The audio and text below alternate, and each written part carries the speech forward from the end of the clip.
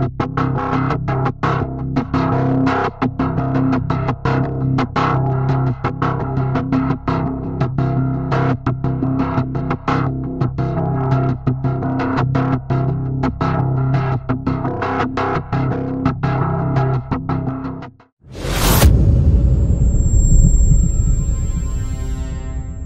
lupa nih mungkin, karena saya belajar untuk merenung, belajar untuk melihat flashback kehidupan saya atau inner child saya nih, pengalaman dari saya masih kecil.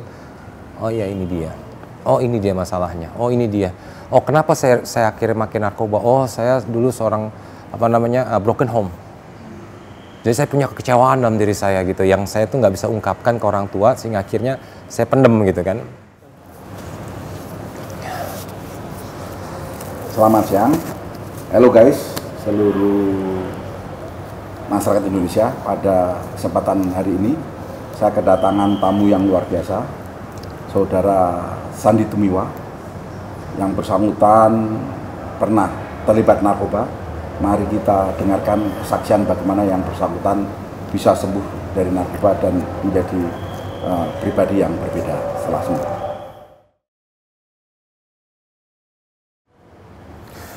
Iya, saya mengenal narkoba itu dari tahun 97 ya, zaman saya SMA.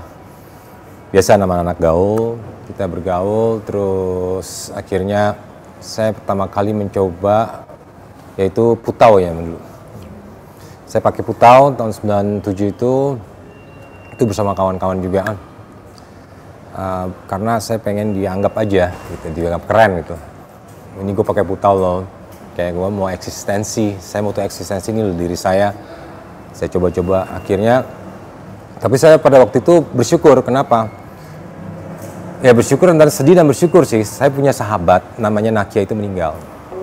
Dia ternyata banyak banget suntikannya di tangannya, dan saya dikasih tahu sama keluarganya dia meninggal, dikasih lihat banyak tangannya kesuntikan semua. Dari situ saya berhenti.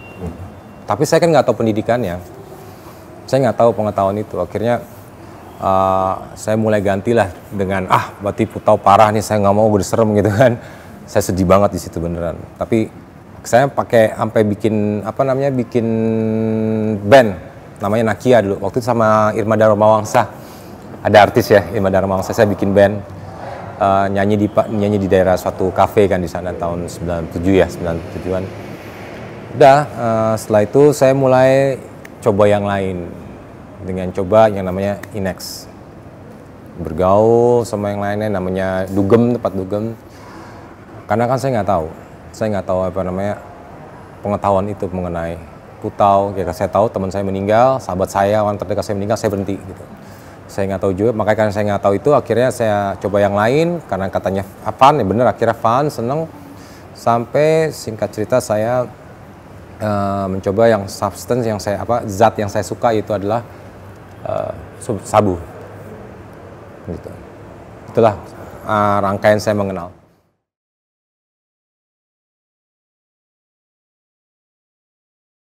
Awalnya nggak gampang, susah. Karena ya saya nggak tahu, pertama kan saya mau ngomong ke siapa. Saya sama polisi takut dulu. Apalagi sama BNN, saya takut dulu. Saya nggak ngerti soalnya. Saya kan yang ada saya itu kayak malah jadi menjauhkan diri dari semua gitu. Bahkan saya menutup diri dengan keluarga saya. Jadi saya nggak mengetahui diri saya itu seperti itu gitu.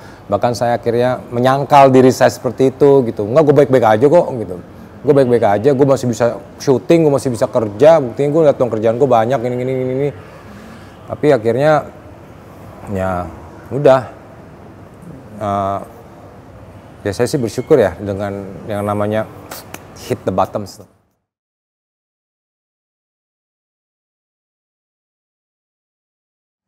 At the end memang hal yang bikin saya bisa lepas ibu saya, peran keluarga saya, almarhum ibu saya.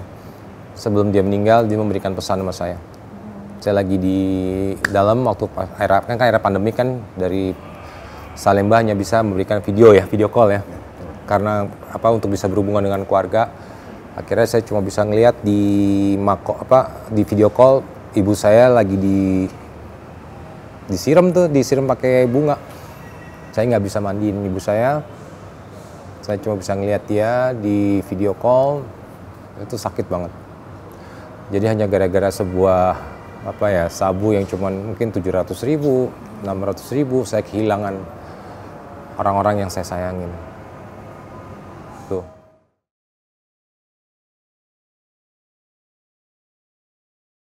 Ya, akhirnya waktu itu kan saya pas kan berkas saya waktu itu kan di Mahkamah Agung.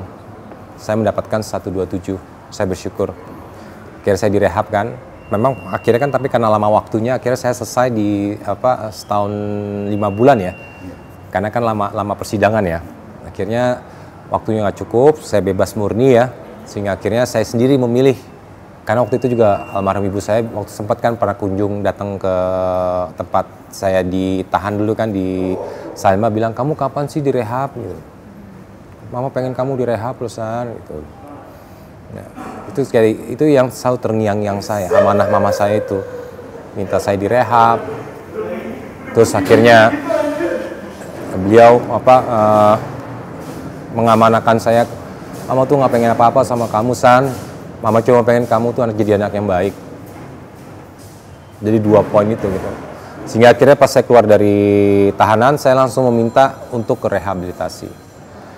Memang saya waktu itu kan diarahkan sama lawyer saya tidak ke BNN waktu itu ya, ke rehab yang lain gitu. Makanya dari sini pun saya terus ingin mendekatkan diri saya kepada tempat rehabilitasi center kan. Karena apa? Saya ingin terus mendapatkan pengajaran itu. Memang waktu di tempat rehabilitasi mengatakan, pertama-tama kamu harus sadar kalau kamu itu udah berantakan. Saya pas di dalam isolasi, waktu saya akhirnya memilih ke tempat rehabilitasi itu, ya saya dibilang sama salah satu konselor bilang begitu, kamu harus sadar kalau kamu itu berantakan. Enggak ya udah diam aja dulu, kamu pikirin aja dulu gitu kan. Akhirnya saya baru sadar, oh iya. Pas saya akhirnya mungkin waktu demi waktu saya diem di tempat isolasi itu, saya memikirkan diri saya, apa yang terjadi dalam diri saya. Walaupun saya memilih loh, saya kan memilih ke rehab kan. Akhir sampai ke ibu semua, oh iya, gue udah hancur banget hidup gue ya. Gue udah kehilangan semua yang gue sayang ibaratnya. Gue sekarang tinggal sendiri gitu kan. Dan gue sadarin, iya gue salah.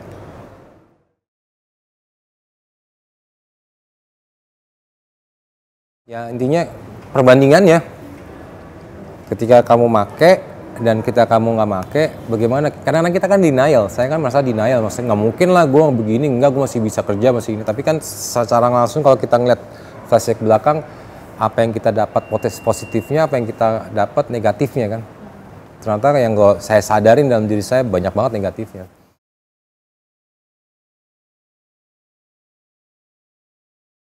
Iya maksudnya kayak flashback. Jadi kan pas saya sadari pas di isolasi itu, memang ada namanya kan isolasi mandiri ya. Kita harus diem di tempat, nggak bisa ngapa-ngapain. Kita kan biasanya kan struggle pengen cari barang itu kan. Kalau kita yang namanya udah sogas ya udah parah, gue pengen banget nyari itu barang, gue pengen mau nyabu, gue pengen banget misalnya kalau gue saya sukanya kan itu sabu, saya pengen banget cari gitu. Tapi saya didiemin di situ kan. Saya kan mau pakai cara gimana, intrik saya ya bukan gimana caranya saya bisa mendapatkan barang itu, tapi kan akhirnya saya nggak bisa karena kan di kerangkeng. Ya udah, akhirnya saya cuma bisa merenung. Akhirnya saya cuma bisa sujud ya dengan ajaran agama saya ya. Saya sujud doa. Akhirnya di situ saya merenung atau namanya tafakur, merenung. Akhirnya saya memikirkan, oh iya. Makanya saya bisa tahu. Dulu kan saya lupa nih mungkin, karena saya belajar untuk merenung, belajar untuk melihat flashback kehidupan saya atau inner child saya nih. Pengalaman dari saya kecil, oh ya ini dia, oh ini dia masalahnya, oh ini dia, oh kenapa saya akhirnya makin narkoba, oh saya dulu seorang broken home, jadi saya punya kekecewaan dalam diri saya gitu, yang saya tuh nggak bisa ungkapkan ke orang tua sehingga akhirnya saya pendem gitu kan, dan akhirnya timbullah kekecewaan itu, akhirnya ada teman-teman atau lingkungan yang lain yang mensupport saya yang bisa akhirnya menghilangkan kekecewaan, yang terkesan bisa menghilangkan kekecewaan saya bergaul dengan mereka. Dan ternyata pergaulan itu salah.